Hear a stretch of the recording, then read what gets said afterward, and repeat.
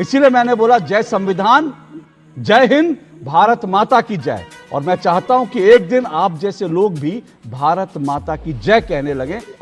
आप सैयद जब्बार जैसे लोगों के अकाउंट में 15-15 लाख रुपए डलवाइए।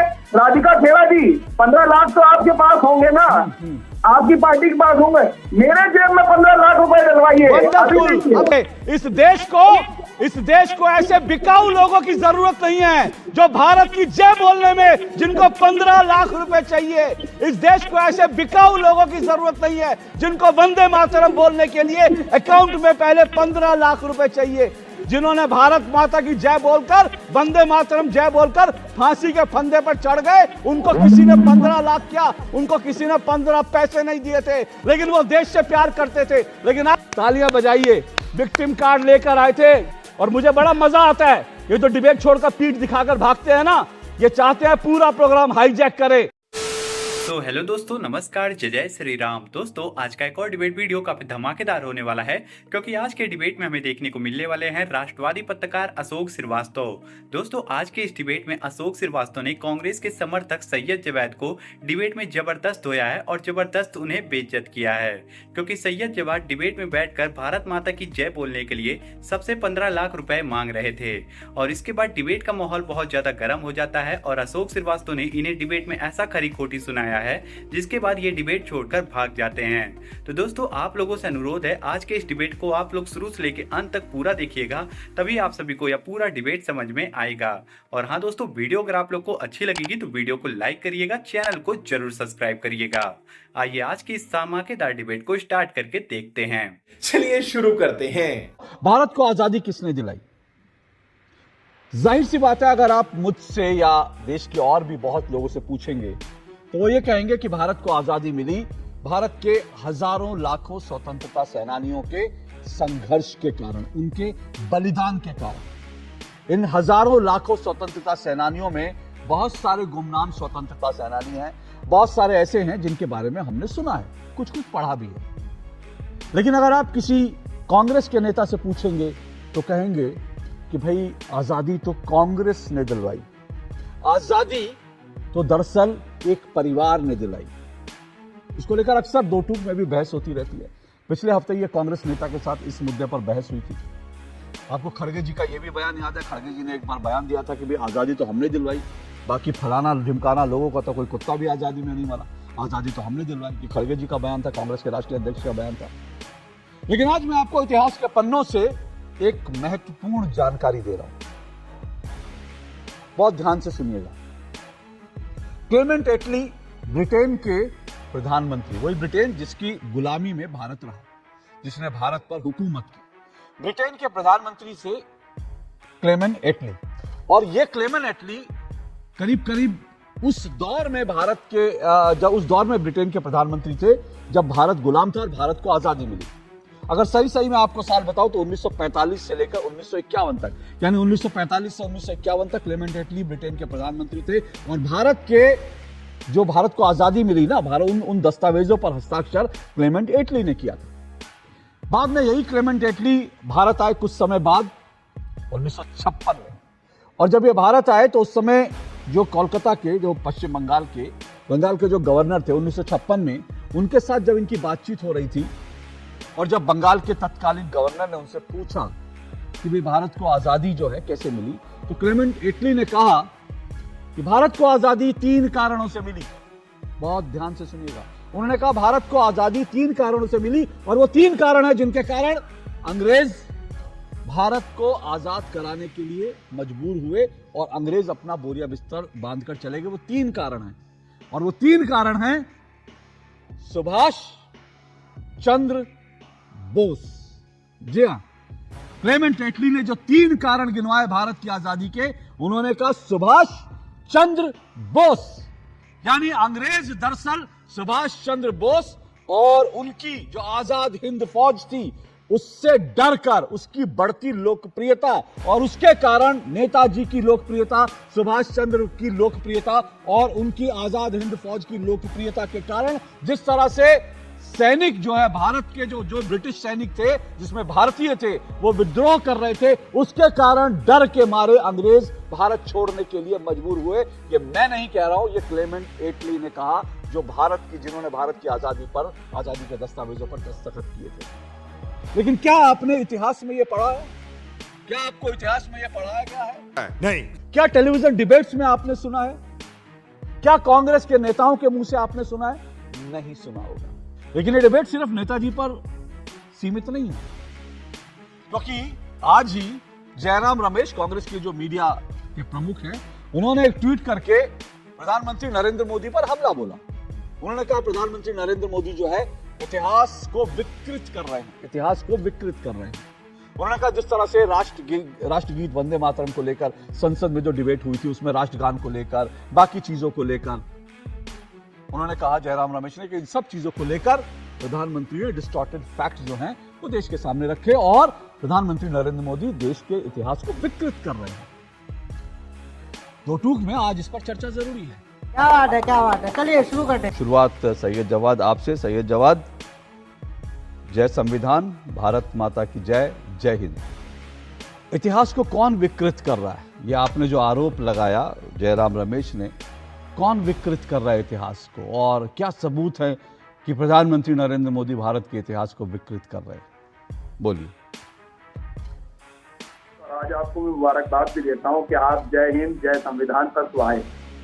चलिए, अच्छी बात है, और मैं पूरे देशवासियों को भी मुबारकबाद देता हूं। आज बसंत पंचमी है, सभी देशवासियों को बहुत बहुत मुबारक हो। देखिए क्या है सर, एक मिनट, आपका 1.5 मिनट में फिर से शुरू करूंगा। आपने मुझे मुबारकबाद दी तो आपका भी आभार। देखिए, आप मुझे जय हिंद और जय संविधान तक ले आए, इसके लिए मैं आपको मुबारकबाद देता हूं, क्योंकि आप हर डिबेट की शुरुआत जय हिंद और जो है साथ साथ जय संविधान से करते हैं।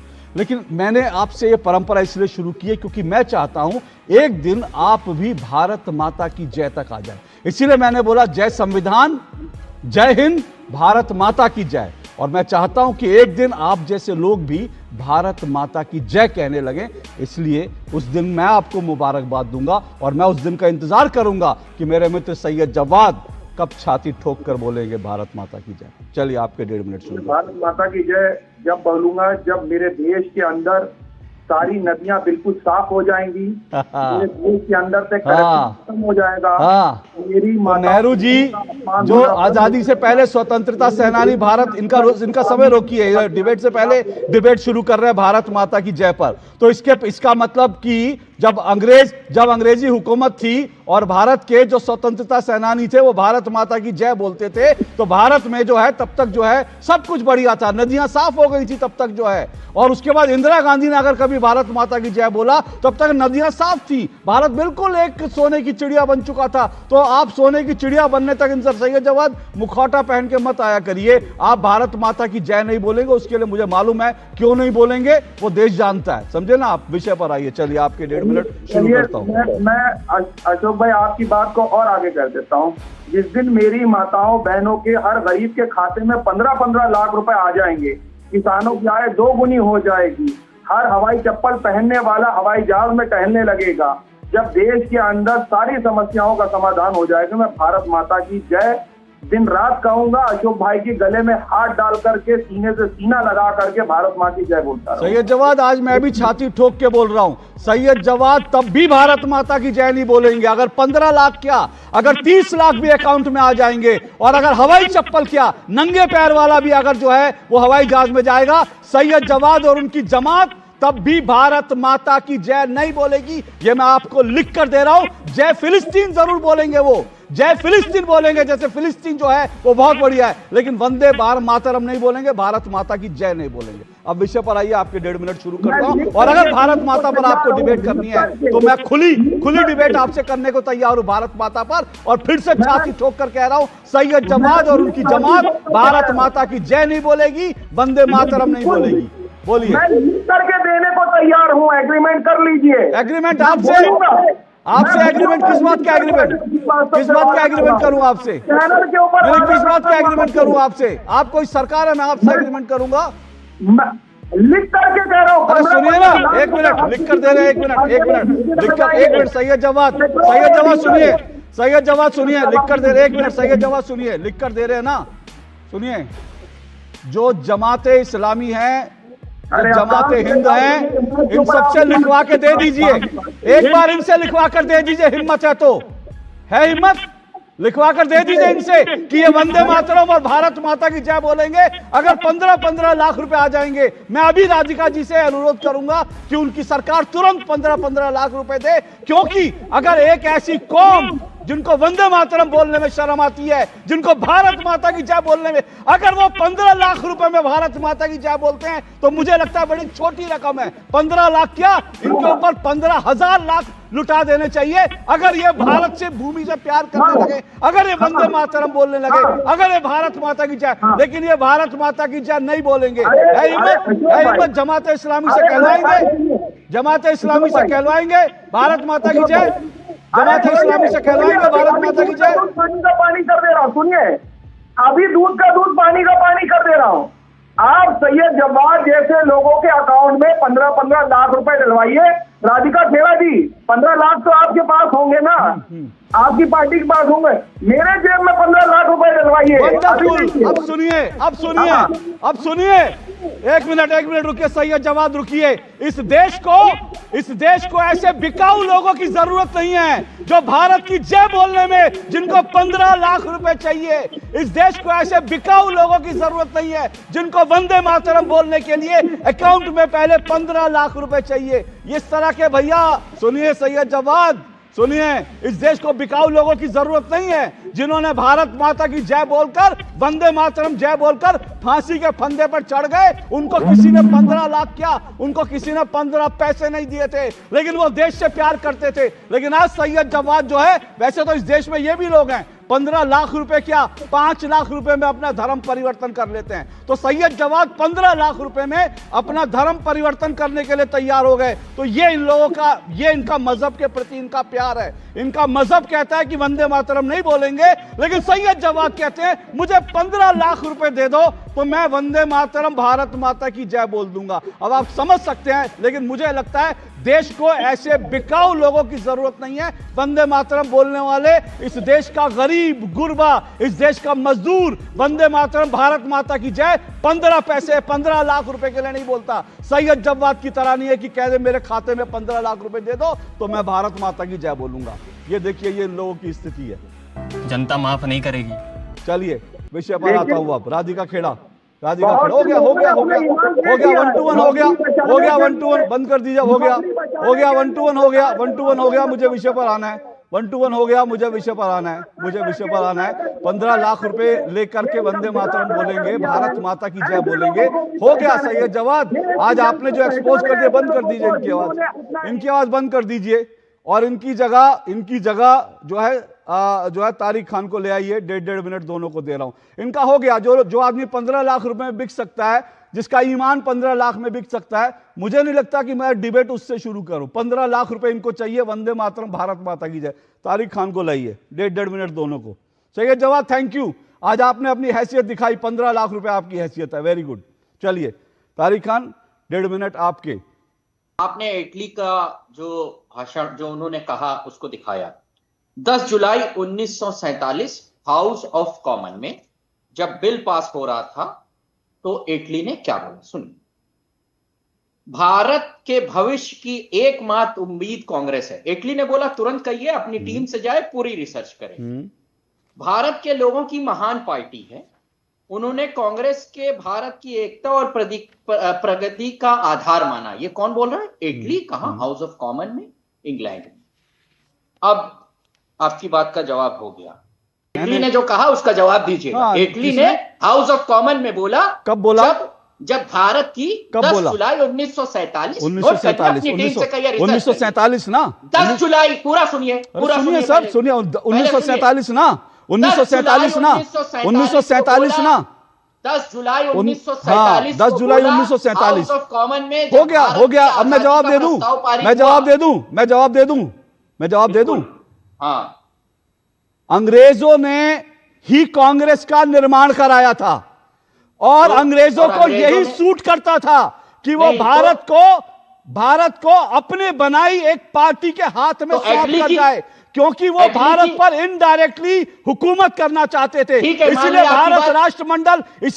राष्ट्रमंडल का हिस्सा आपकी रहा। बात मान ली, इसीलिए आपकी बात भारत की मान में ली। भारत नहीं। में आजादी के बाद भी मुझे काउंटर आज जवाब भारत देने में का मौका अब दीजिए। सुनना पड़ेगा, अब नहीं, सुनना पड़ेगा, नहीं, अब मुझे सुनना 5 पड़ेगा, सेकंड अब दीजिए। सुनना पड़ेगा, मुझे 5 नहीं सेकंड दीजिए, तो मुझे विक्टिम 5 कार्ड सेकंड लेके दीजिए। भागेंगे आप, मुझे 5 अब सुनना सेकंड पड़ेगा, दीजिए। विक्टिम नहीं, कार्ड नहीं, लेके भागेंगे, यहाँ से आगे नहीं। तारिक यहाँ खान आपको विक्टिम मुझे कार्ड 10 लेके सेकंड भागेंगे, देना अब पड़ेगा, सुनेंगे फिर मैं नहीं, बोलूंगा। अब सुनना पड़ेगा 10 सेकंड तारिक के बाद खान, चुप जाऊंगा। अब सुनना पड़ेगा, मुझे 10 विक्टिम सेकंड। कार्ड लेके नहीं, भागना गलत। नहीं, तारिक खान गलत। भागना नहीं, विक्टिम कार्ड लेके भागना नहीं, खड़े रहो, आप सुनाता हूं, मुझे आवाज 10 बंद करिए, सेकंड मैं देना सुनाता हूं। पड़ेगा। क्योंकि मैं 10 सेकंड के बाद चुप कांग्रेस जाऊंगा। का निर्माण अंग्रेजों ने किया था, अपनी सुविधा के लिए किया था, और भारत जिस दिन आजाद हुआ, आजादी के बाद भारत के तीनों सेनाध्यक्ष अंग्रेज थे, सालों तक अंग्रेज थे, एक भारतीय भारत का सेनाध्यक्ष नहीं था, और भारत राष्ट्रमंडल का एक हिस्सा बनकर रहा, इसलिए क्योंकि अंग्रेज चाहते थे। लेकिन एटली ने 1947 नहीं, 1956 में यह कहा कि भारत को आजादी 3 कारणों से मिली, सुभाष 20 सेकंड चंद्र देना पड़ेगा। बोस, और जिसको तकलीफ हो रही है उसको हो, लेकिन नेताजी सुभाष चंद्र बोस के भले किससे कोई मतभेद हो, मैं उसमें नहीं जाता, लेकिन मैं सैल्यूट करता हूं नेताजी सुभाष चंद्र बोस को, क्योंकि आज हम आजाद हैं, उसमें आजाद हिंद फौज और नेताजी मुझे सुभाष 20 चंद्र सेकंड बोस की चाहिए। बड़ी भूमिका है। लेकिन मेरा सेकंड सवाल चाहिए। यह है, आखिर इतिहास 20 में सेकंड। हमें नेताजी सुभाष चंद्र बोस को वो जगह क्यों नहीं दी जिसके वो हकदार थे? आखिर इतिहास में हमें क्यों नहीं पढ़ाया गया नेताजी सुभाष चंद्र बोस की जो तमाम नहीं हो उपलब्धियां थी, पाया। उनको क्यों नहीं मुझे पढ़ाया गया? 20 थी तो एक एटली ने मिनट क्या राधिका कहा जी, था? तालियां बजाइए।